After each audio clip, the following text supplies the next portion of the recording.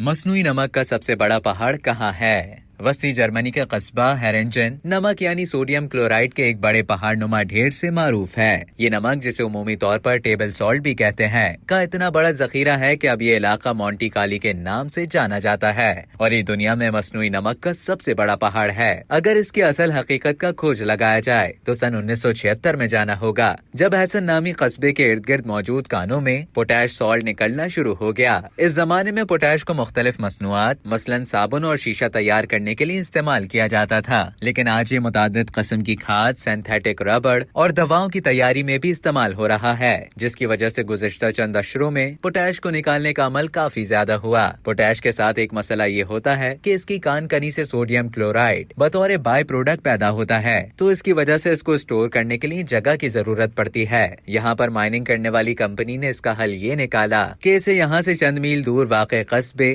ہیرنجن میں جمع کرنا شروع کیا۔ اس طرح کئی سالوں سے عمل جاری رہنے سے اب یہاں نمک کا بڑا پہاڑ کھڑا ہو گیا ہے اور مقامی لوگ اسے مونٹی کالی یا کالی منجارو کہتے ہیں، جو کہ جرمن زبان میں پوٹاش سالٹ کے لیے استعمال ہوتا ہے۔